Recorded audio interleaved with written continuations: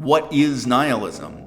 It's the conclusion you arrive at that there is nothing to be believed in. It's a critique of belief that concludes not just with the rejection of one belief or any particular set of beliefs, but of all beliefs. It's a critique even of, you can say, the psychology of believing in general. Very typically, someone might be raised in the Catholic Church. They're taught believe, believe, believe. They're taught that faith and believing are, really important, virtuous things. And then as they get older, they maybe engage in a critique of what it is they believe, right?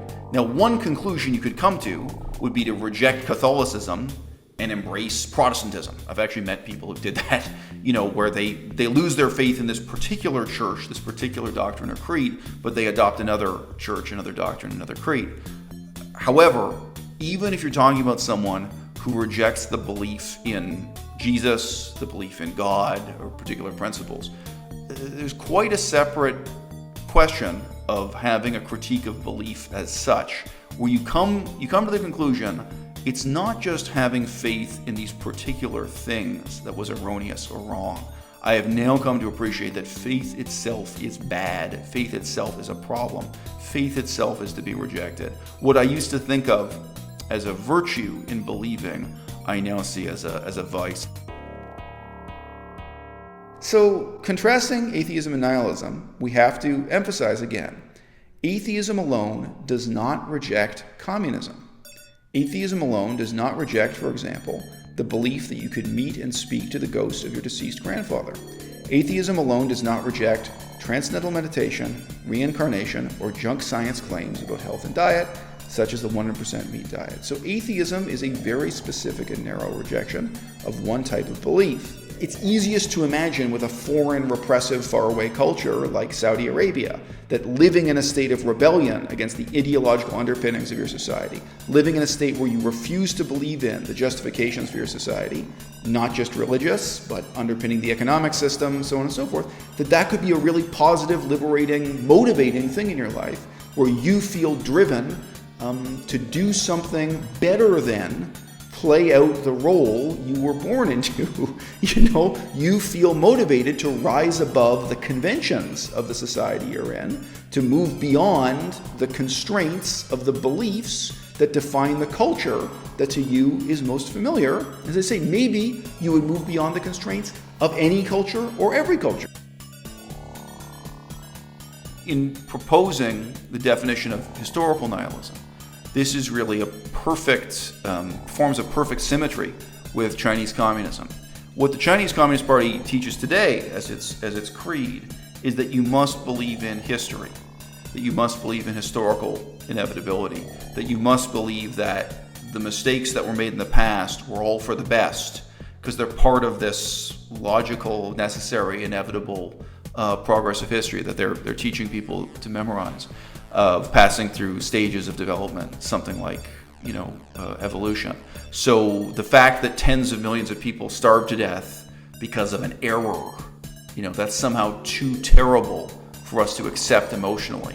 So then instead we construe this new religion where we want to believe that wasn't just an error, that wasn't just a mistake, it was for the greater good. And that the good things we have now are somehow a product of that mistake. So something white people might be able to relate to more easily. What if you had one group of people in your society who said, look, the whole experience of slavery, of specifically enslaving black Africans and bringing them to the New World, this is just an error. This is just a mistake.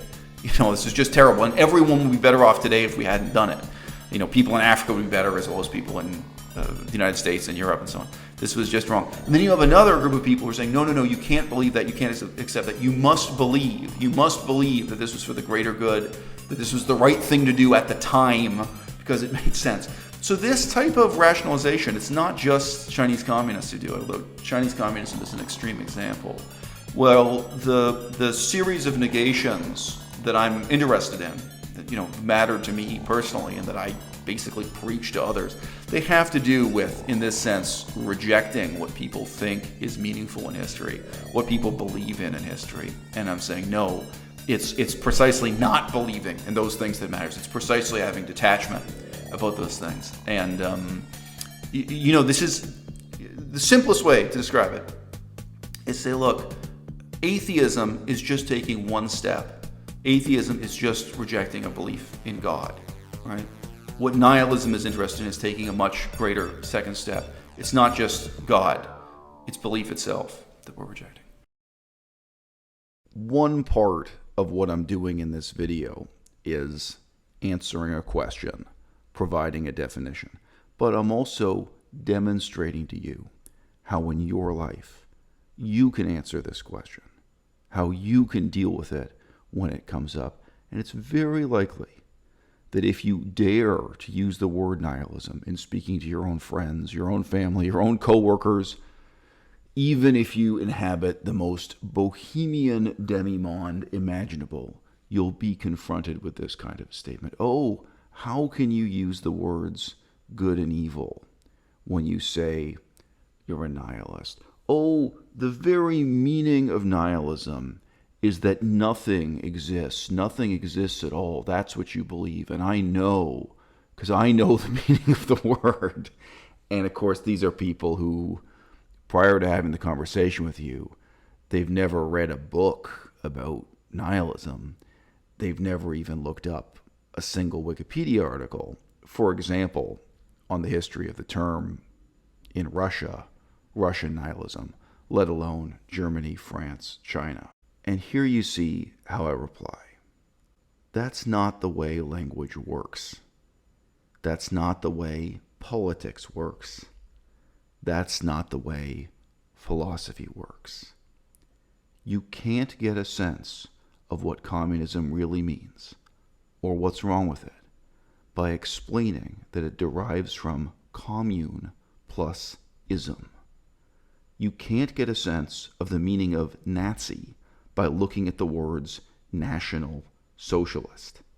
You certainly can't get a sense of what the modern Democrat or Republican parties in the United States of America represent in politics in any particular debate or controversy by looking at demos as the root of the word democracy, looking at the meaning of the word republic, so on and so forth. This may seem like the shallowest part of the argument, but the fact that it's shallow doesn't mean that it's trivial. You should accept that you're wrong about this, because it's evidently something you've never done any reading about. It's something that you've never taken the slightest interest in whatsoever.